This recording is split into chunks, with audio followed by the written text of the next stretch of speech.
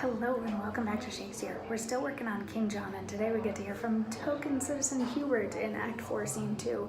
So this is the scene wherein King John finds out that pretty much everything is going wrong.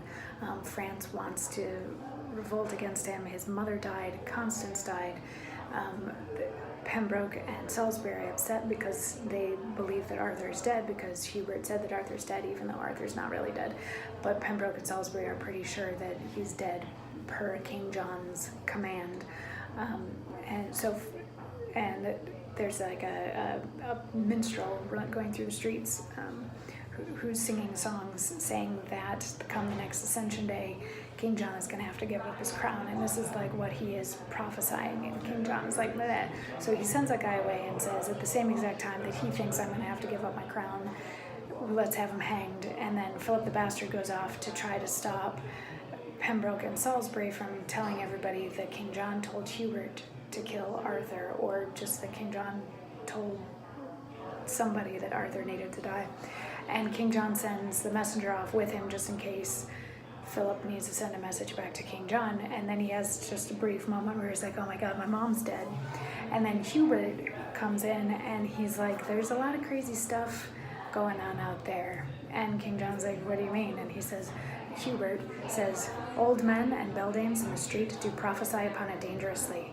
Young Arthur's death is common in their mouths, and when they talk of him, they shake their heads and whisper one another in the ear. And he that speaks doth grip the hearer's wrist, whilst he that hears makes fearful action with wrinkled brows, with nods and rolling eyes. I saw a smith stand with his hammer thus, the whilst his iron did on the anvil cool, with open mouth swallowing a tailor's news, who with his shears and measure in his hand, standing on slippers which his nimble haste had falsely thrust upon contrary feet, told of a many thousand warlike French that were embattled and ranked in Kent. Another lean, unwashed officer cuts off his tail and talks of Arthur's death. So what Hubert is saying here is that all anybody's able to talk about at the moment is Hubert's death, and they don't like it. People are very angry about it, and they're getting really, really worked up about it.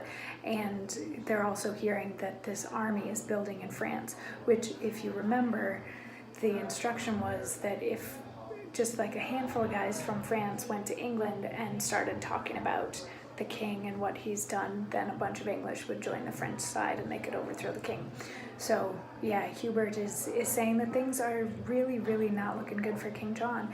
And King John doesn't like being called out on this sort of a thing. And he's like, well, then why did you kill Arthur? And Hubert's like, because you told me to. He's like, oh my God, I'm surrounded by idiots. I had reason to want him dead, but I never told you that he should be dead, which actually he did. And then tomorrow we get to hear a little bit more from the king and from Hubert, specifically in regard to that, into what exactly the king's instructions were, if he gave any instructions, and all of that sort of thing. So we'll get to see some lovely backtracking from the king tomorrow. Anyway, I'll see you then for that.